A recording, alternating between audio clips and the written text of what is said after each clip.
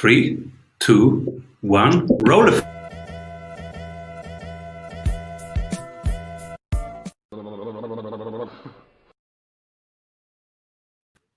Welcome back, everybody, to the Strategy Sprints podcast. I'm your host, Simon Severino, and my guest today is professor at Columbia Business School in New York, and she's one of the world's leading experts on strategy. She is author of many books. Some of them are The End of Competitive Advantage, Discovery-Driven Growth. I love them all. Seeing Around Corners, which is so relevant right now. And she developed the discovery-driven planning method, which became part of the foundations of the lean startup movement that became a worldwide movement. Now, she's enjoying the 1-year anniversary of Seeing Around Corners and taking her Columbia Executive Education classes virtual.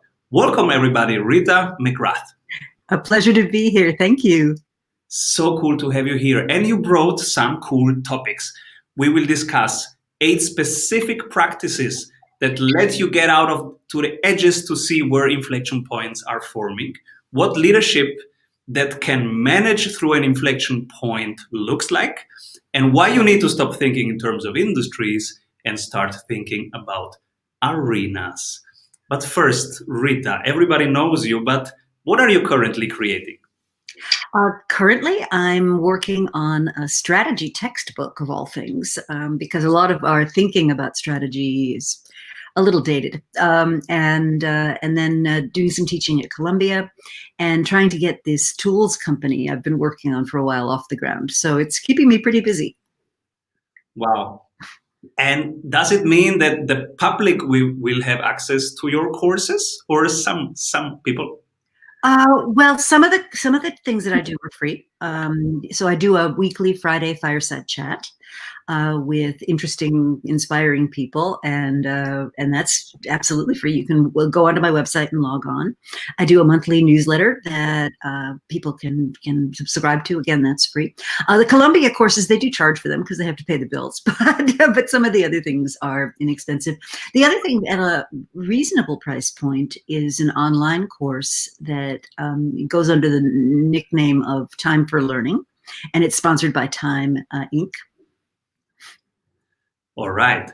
8 specific practices so that we can see something happening before it happens. Yeah. Wow.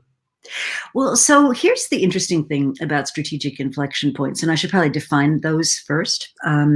So a strategic inflection point is some outside pressure that exerts a 10x force on your business. So that could be technology, it could be regulation, it could be social change, but it changes something fundamental about your business. And one of the things that inspired me to write the book, Seeing Around Corners, is this notion that inflection points feel as though they happened immediately. You know, at the point of impact, you feel, oh my God, this is just crazy. But if you really go back and look, they've been underway for a long time.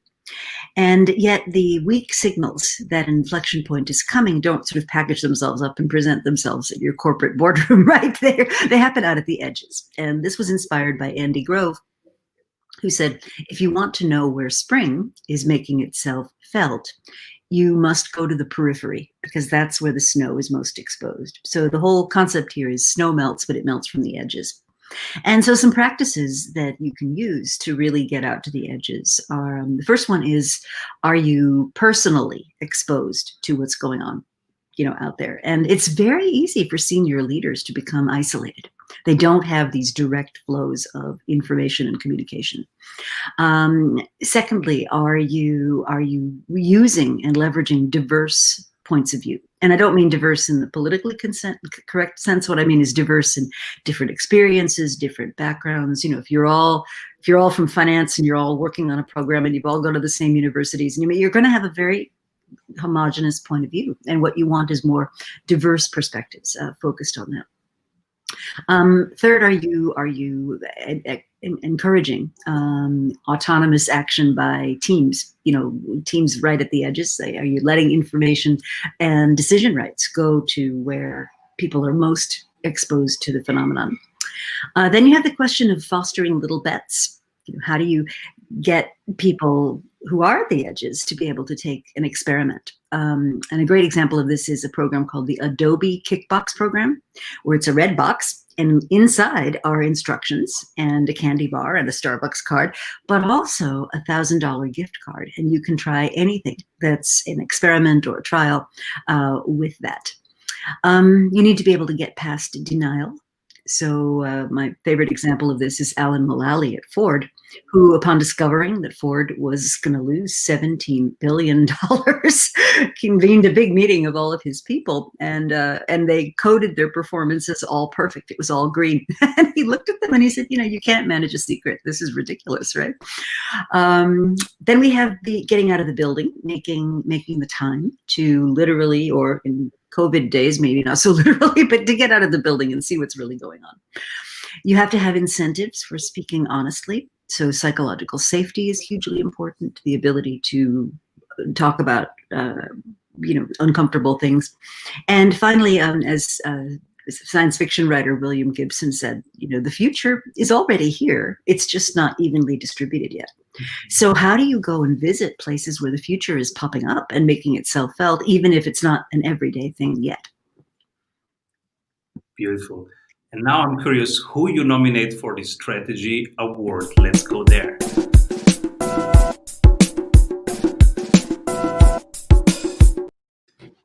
You can only pick one person when everybody thinks this person is zagging, but they are doing the right thing from your point. All right. So my candidate is Safi Bahcall, the author of the recent book Loonshots. And he's talking about a distinction between moonshots, which are big, well-funded, popular ideas, and what he calls loonshots, which are often dismissed, disregarded, not popular, and they often don't look like much when they get started. But things like creating really pure crystals, right? Who would think that was a big deal? But that created the potential for transistors, and that created the potential for the digital life we're all having now. So these things start out seemingly, you know, disregarded, insignificant, not paid attention to, but he traces how they then go on to change the world. Wow, Loonshots. Loonshots. Mm-hmm. Great book. And now, how we know that what an inflection point is, and we know that we have to go to the periphery to see the weak signals because they happen there first. And how does now a leadership team look like that is capable of acting upon it? I think the phrase that I'm currently very fond of is something that David Cote, who was just stepped down as the CEO of Honeywell, said. He said, you know, I don't have to have all the information when I come to the meeting, but I have to have all the information when we're done with the meeting. So the idea being that the kind of leader that you want in a very uncertain situation is someone who is very, as I say, discovery driven. So someone who's endlessly curious, looking for the answers. And what another thing Cody does, which I think is fabulous, is at the end of a meeting, he'll always ask the most junior person there, what did you think? What do you think of this direction? And of course, the person's panicked. They're looking to their boss. He's like, no, I'll come to you, but I want to know what you think first. That kind of leadership where you're really getting opinions and truth from people is so important today. Absolutely. I will come back to the third point after thanking the sponsors. Hey, if you like the tools, go grab them for free at strategysprints.com/tools. What are some books that touched you recently professionally? Oh, gee, there's a lot. Since I've been, grounded, getting to do a lot of reading. I love Amy Edmondson's The Fearless Organization. I think that is a super wonderful book. Loonshots, I mentioned. Gary Hamel has a new book out called Humanocracy, which is dedicated to freeing up people's natural abilities to contribute and getting rid of some of the bureaucracy that's around you. For career types, I really like Shelley Archambault's Unapologetically Ambitious. That's really good. David Cote has a new book, and it's called Winning Now, Winning Later. And it's about how we navigate this tension between, winning in the short term versus the long term. And his argument is real leadership is about being able to do both. And he makes a great point, which is that, in any business situation, we've always got things that seem to be in opposition. So you can have growth or you can have high margins. You can have great inventory management or you can have great customer service. And what he talks about is real leadership is figuring out how to make both of those things true. Wow. And some books that touched you on a more personal level? Oh, well, I'm a huge fan of the Colette books from the French writer who was one of the early sort of describers of feminism and what women could be in the world. Those are very much part of what I was reading when I was growing up. Beautiful. How did you see the pandemic coming in February, in March? Well, I don't think anybody predicted precisely when it would come, but if you look, the United States had a full-out pandemic preparedness system in place, which was dismantled in 2017.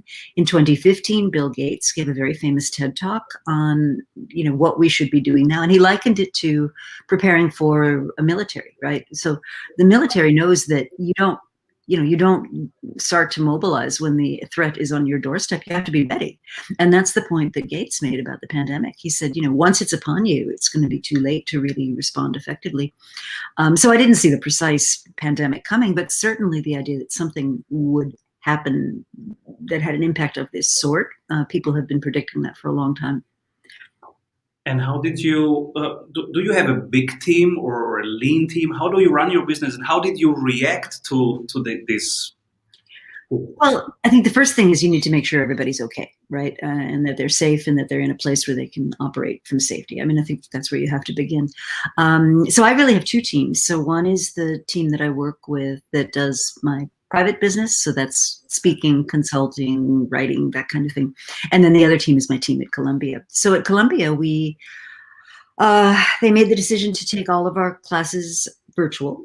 So we took our whole executive education program and pivoted it within a very short period of time. My course was one of the very first to be offered in an all virtual live format. And then personally, my team's fairly small and kind of distributed. So it was really just making sure everybody was able to function with the technology that they needed and the right tools to be effective in a remote working kind of way. And now that the stages are gone, how do you plan for transition to these new stages that are emerging? Yeah. So what's fascinating to me is the inquiries I'm getting are a lot less about, oh, come and talk about your book, which was the typical thing that would have happened before.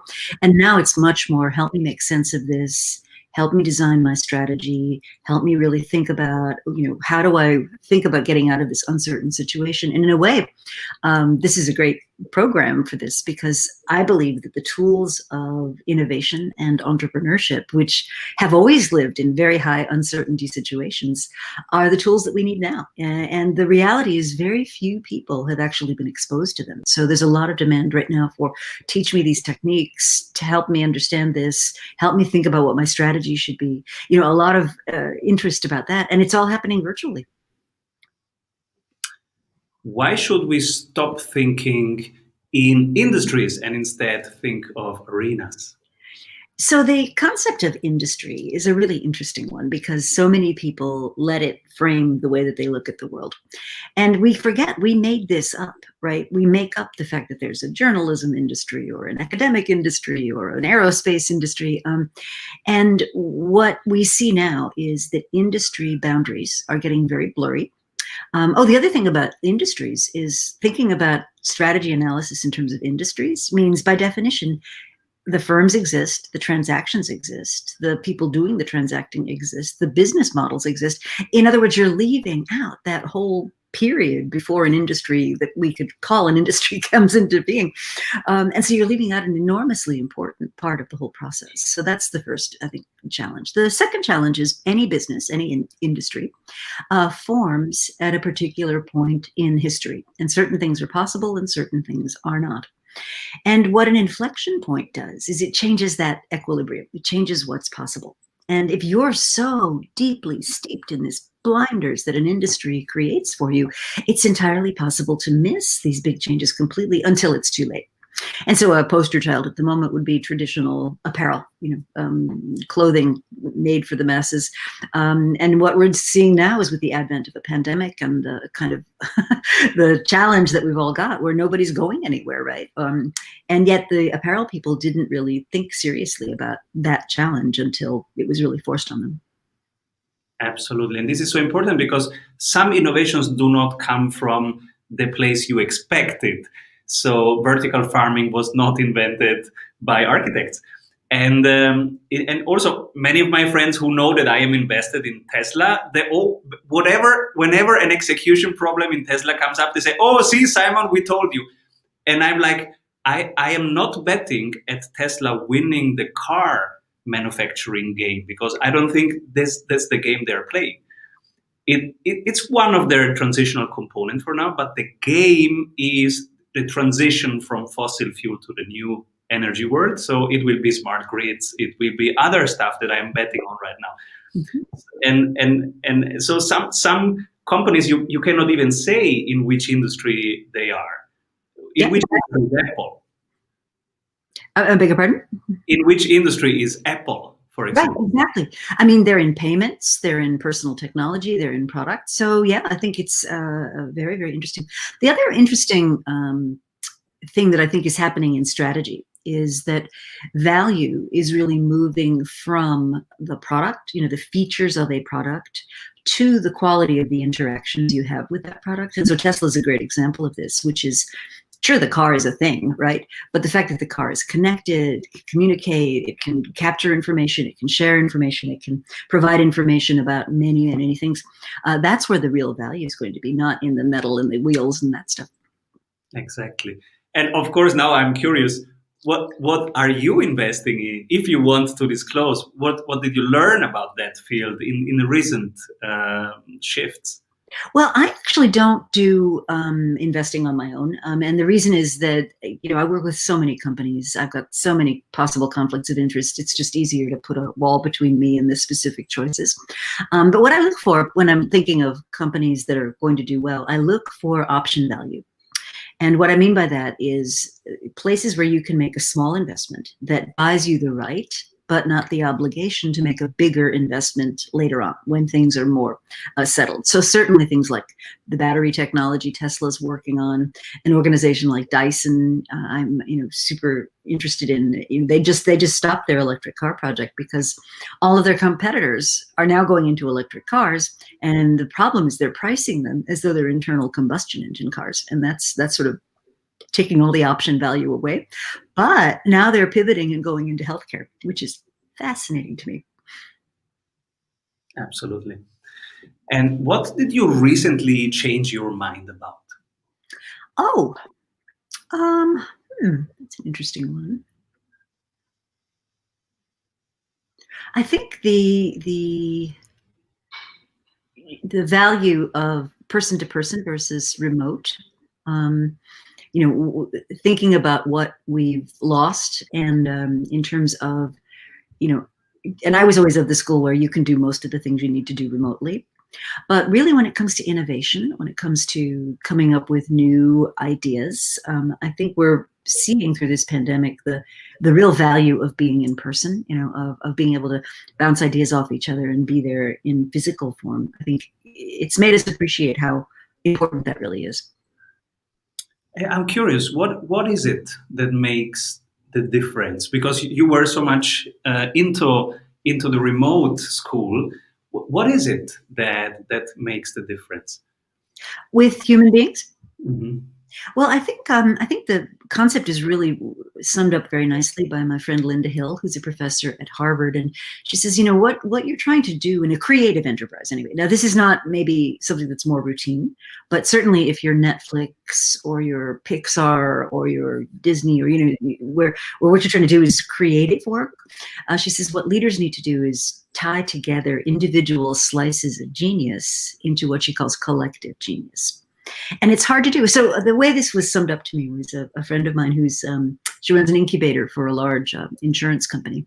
And she said, in the past, in the before times, we were all together and we were working together. She said, and now every time we have to connect, it's a meeting. And I thought that was so interesting, the way she put that, because, a meeting is much more effortful. It requires planning. You have to block time on your calendar, blah-de-blah-de. Whereas if you're just around each other, those kinds of information flows and how are you feeling today? And it's much more of a connection, right? Whereas if it's a meeting, it's much more formal. Speaking of meetings, what have you found out recently to make meetings more fun, more crisp in your context? Oh, I think having some fun with it is really important. So a great book I can recommend, while we're on books, is a book that's coming out in the US. It's out in Europe. It's called Humor, Seriously. It's by Jennifer Aker and Naomi Bagdonas. And they talk about using humor as a way of getting people to relax. It releases all kinds of great hormones. It produces trust. And in the book, they go through a whole litany of ways that you can bring humor and bring levity and bring humanity into your life, which is really, really wonderful. I can't recommend that book enough. It's great. Humor, seriously.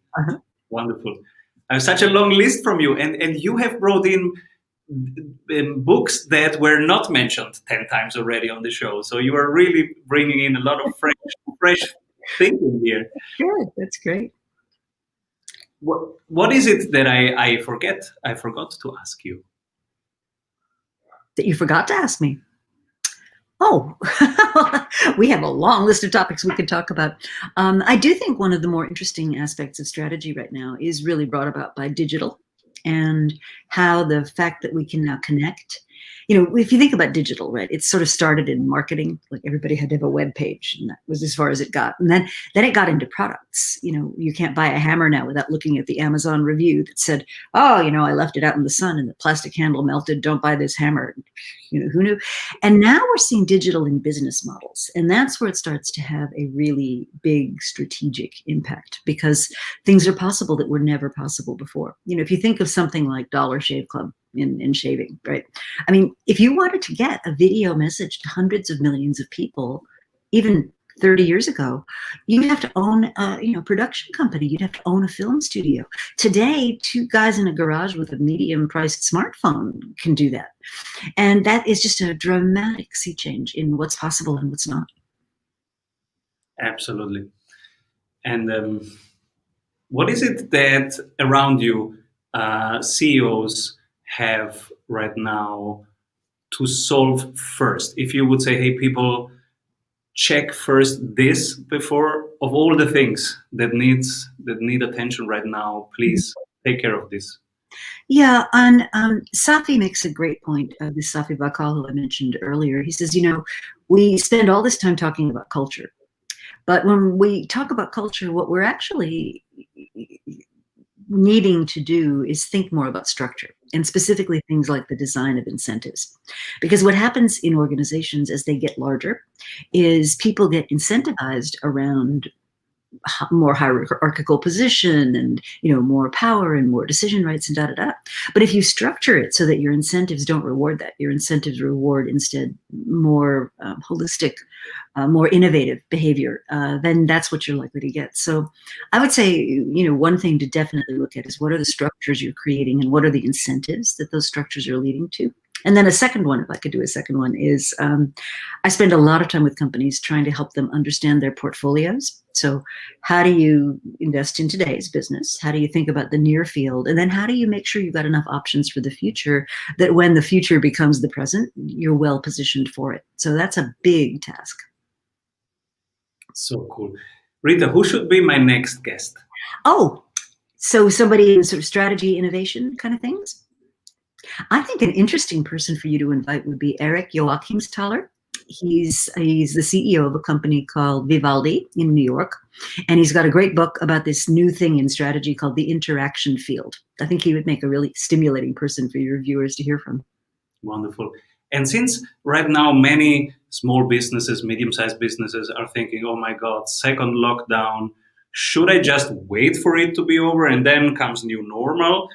Or would you say, hey, there is no normal people, this is going to take longer, so shift accordingly? Mm-hmm. I think it's going to be with us for a long time. I mean, if you look at the numbers in the US, I mean, everybody was saying it was going to get worse in the fall. We're not even at a curve. We're straight up right now. And we're way above the 1-to-1 transmission rate. And of course, here, we're looking at two big events where people gather, Thanksgiving and Christmas, and people travel, people gather, and the spread now appears to be family gatherings. So I just don't see any way of that stopping. Now, I do think we'll start to see better control. I mean, we know a lot more about the disease than we did, but when it comes back to normal in business terms, it's probably a 9-month lag over when it comes back to safe in personal terms. Because don't forget, your customers have to feel safe. I mean, even if there's no danger, people still have to feel safe. Yeah.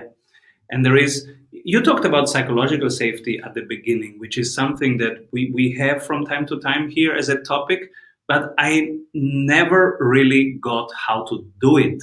Do you know how to really do it, that your team feels psychologically safe to speak up, to be different?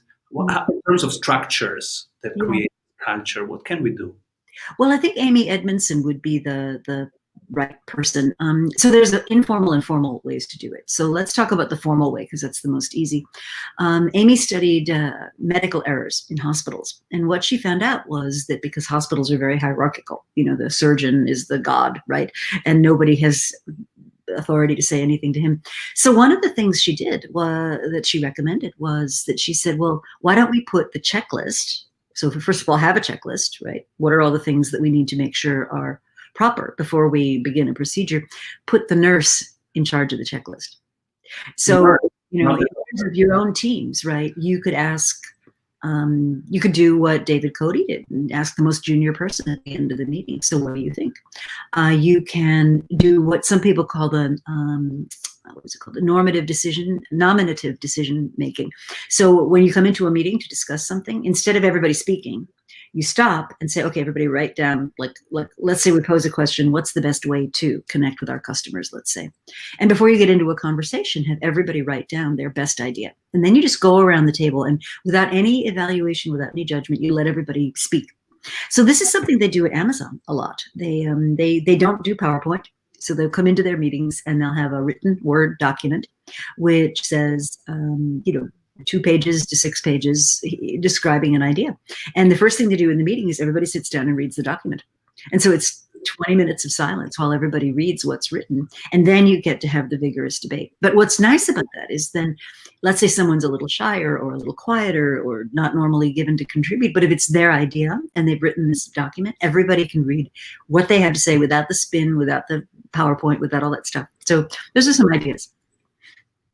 I like especially that everybody gets the same amount of attention to their thinking, but also it creates a calmness and a concentration level that in a team is sometimes missing, because it can be exciting and all the power plays and all the show and hide and all the erotic of such a stage, right? And all these roles there. But it's calm, and when you write something down, you think so much clearly, and it stays there. Yeah, and there's a lot of gumph that gets masked by PowerPoint slides. Honestly, it's just, if you're forced, though, to write it down in a document, you have to actually spell out specifically what you mean. Exactly. Beautiful. Yeah, one thing worth trying out. Let people before the meeting write down the main. And what is the prompt? What do you ask? So write down your main assumptions or the current status or what we should do or all the things. It depends what you're trying to solve for, right? So if you're in a new business, let's say, I mean, I've said this for a long time, what you want to do is document your assumptions, because they turn into facts in our heads very quickly if we don't acknowledge and write down their assumptions. So as an example, you asked about small businesses. Any small business that has the assumption that people are going to feel comfortable in the company of strangers, you know, well, that's a huge presumption that no longer holds. And so if that isn't true, what would you do with your business, right? And so I think starting from what are these foundational assumptions that we're making is a really good place to begin. I cannot state enough how important it is to write down the assumption. I think I quoted this from you like 100 times in 50 countries, that it is so important to write down the assumptions and then to have a specific way of dealing with them. Can you give us one example?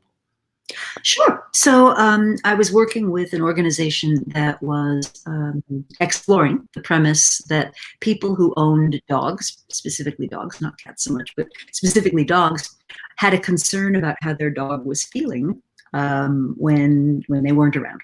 So, you know, back in the day when I went to work, right, how's my dog? Is my dog okay at home? Can I go out to the bar, or should I rush home because my dog is feeling upset and something like that? And so one of the first things to test is, are there enough people who really care about this? You know, I mean, to some people it's a dog, like really, but to other people that, you know, it's a big important relationship in their lives. So one of the things this group did was they made a short little cartoon and they put it on Facebook, and they saw what the reaction was. And about half of the people who responded to this cartoon were like, no, not me, no way. But the other half were like, oh, I would love it if I could have an app on my phone that would let me know what my dog's mood was, or did it get enough exercise or whatever. So that's an example of doing a small experiment that gives you information. Now, that doesn't commit you to going ahead and building this dog mood thing, but it gives you some information that suggests whether or not this is a fruitful path to go down or not. So what I recommend is planning to these checkpoints. And then you do what I call race, which is, do you need to redirect? Do you need to accelerate? Maybe the opportunity has gotten even better. Do you need to just continue, or do you need to exit? Do you need to stop this because it's not promising? So if the uniform response to the Facebook ad was, are you kidding? It's a dog. Then, you know, you probably should look elsewhere for something that would appeal to pet owners. There's a guy named Alberto Savoia, who might be another good guest for you. I love Alberto, yes. He's great. But he has in his book, he's got a tool that I just love. He calls it the skin in the game caliper. And he uses this to judge whether an idea is worth pursuing or not. And he says, you know, somebody says they like your product, 0 points. Because people will tell you anything, right? Somebody gives you a real email address and says, yeah, they would like to hear more. 10 points, maybe. You know, somebody, you know, grabs you by the throat, says, here's $5,000. How quickly can I get this? Yes, that's your 100 points.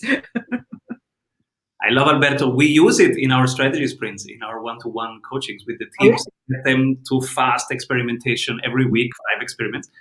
And he has done such a tremendous job in bringing the math part, the numbers part into it, the XYZ hypothesis. And also, what I love about him is that he helps if it's a very big assumption, and sometimes teams get paralyzed. Oh, such a big assumption, we will need 3 years to validate that. Let's not touch it. And he has this wonderful way of, well, then hyper zoom. You think the food industry will take it? Well, test it in one shop in your city for 48 hours, and then you will see if in % you get the traction, that then, okay, you can extrapolate that to the whole country and to the whole continent later. But now 48 hours is what you need to test it. Beautiful. Yeah, Beautiful. he's brilliant. Rita, thank you so much for being here. Where can people, of course, people can read Seeing Around the Corners. Yeah. Discovery-Driven Growth, and The End of Competitive Advantage. They are all wonderful. So I have a website, ritamcgrath.com. And that's where you can sign up for the newsletter. I've got archives of the newsletters. I've got a blog there. So that's probably the most direct place you can go to find out more. Perfect. Are there any socials where you hang out more than? Oh, I'm on Twitter, so it's @RGMcGrath. I'm on LinkedIn, so feel free to look me up there. I just started playing around with Instagram, and I have a YouTube channel. And so on the YouTube channel are all my past fireside chats, which are interviews with really cool people, just very exciting people. And they're all recorded, and you can access them there. I love it. And I know what I will be doing tonight. Great. Thank you so much, Rita, for being here. Come back soon. Thank you. A pleasure. Thank you for having me. So long.